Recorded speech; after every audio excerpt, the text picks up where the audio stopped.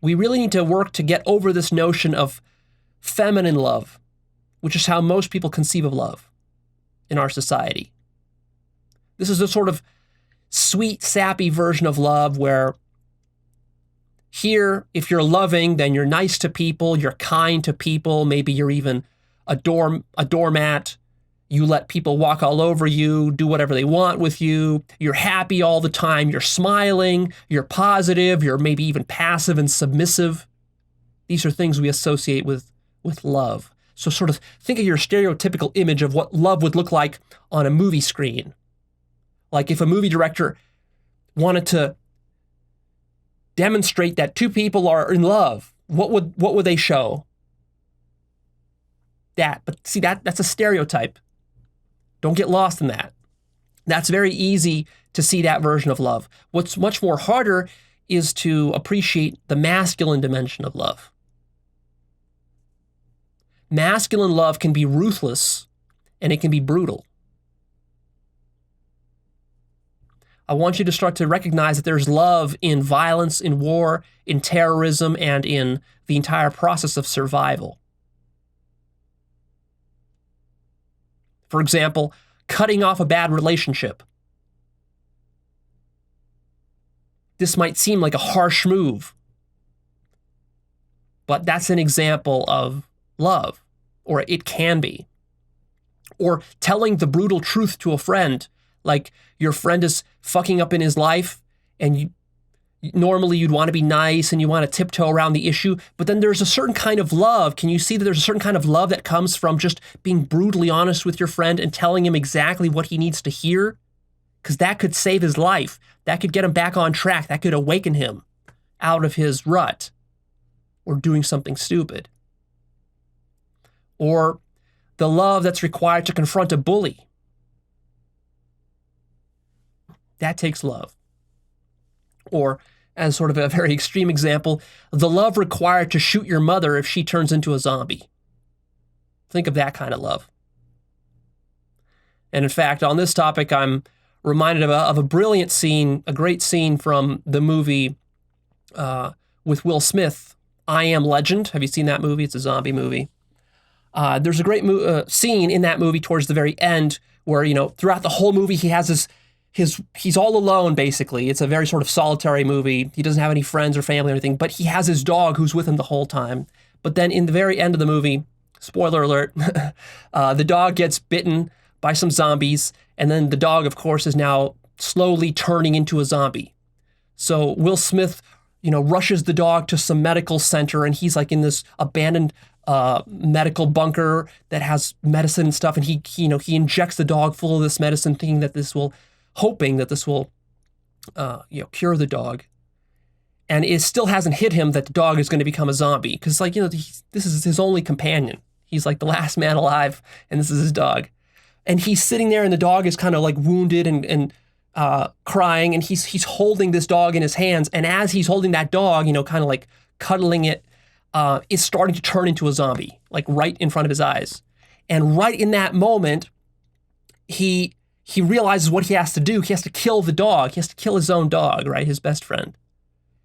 And it's like a very powerful couple of minute scene where he's holding that dog and he has to choke it and strangle it. The camera actually kind of like pans a little bit off to the side. It has his face. It has Will Smith's face. He can't actually look down at the dog as he's killing the dog. He has to look away as he's doing it. He can't watch himself do it.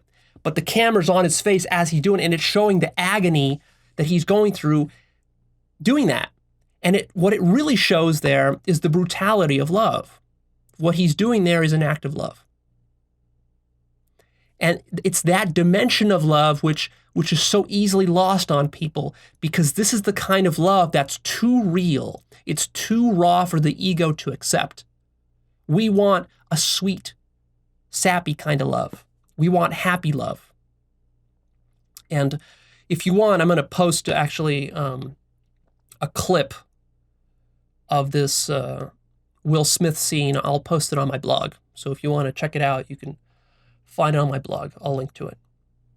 It's a powerful scene. And what that leads us to is the topic of the gravity of love. the gravity of reality. Because see, love and reality are the same thing. Love and truth are the same thing. We're talking about all of reality when we're talking about love. We're not talking about some narrow aspect of reality, the happy, good stuff. No, we're talking about the entire thing now. This is love with a capital L here. Absolute love, not relative love. Absolute is the first order, relative is the second order. So what I want you to understand is that there's a terrifying quality to reality, which is the sheer brutality and scope of it. It's infinite scope. But most people don't understand that infinite scope is what creates this brutality. Most people, most egos, they just think like, oh, well, there's evil stuff happening in the world. There's bad people. There's bad guys. You know, like the rapists and murderers and terrorists and Nazis and so forth. They're just the bad guys. Let's just get rid of all of them. And then life will be peachy. But this is a cartoonish, childish version of what reality is and how love works. It's really a form of denial, or it's a lack of perspective and a lack of consciousness. When your perspective widens and expands radically, and also it elevates its perspective, and you sort of look down upon reality as a whole, you look at it holistically from a very big picture perspective, you start to realize that all of this brutality that goes on, war, genocide, rape, slavery, and all of this nasty stuff that we usually demonize, that all of this is actually inherent to the infinity of what truth and what reality are, what consciousness is. So what's really going on at the existential level is that consciousness, which is the only thing that exists, you are conscious right now. This consciousness here is running into all different aspects of itself. And some of these aspects are so brutal and so stark and so shocking that consciousness recoils in horror at its own self-reflection. And it has to deny that this is a reflection of itself. It's sort of like, imagine being so ugly that when you look in a mirror, you can't even admit to yourself that that's you in the mirror. You have to tell yourself that look at that ugly monster in the mirror, and you spend your whole life calling that this ugly monster without ever admitting to yourself that that's actually you. That's what you are. So the same thing is going on with you, not with your physical appearance, I hope, but I mean with reality as a whole. There is this seriousness to consciousness which we don't want to admit because we want to sort of pretend that life is happy and sweet, and we try to construct our life this way. We construct our social institutions to be nice and kind. There's this veneer of politeness and etiquette and all this, but underneath that is this brutality, which is always potentially there.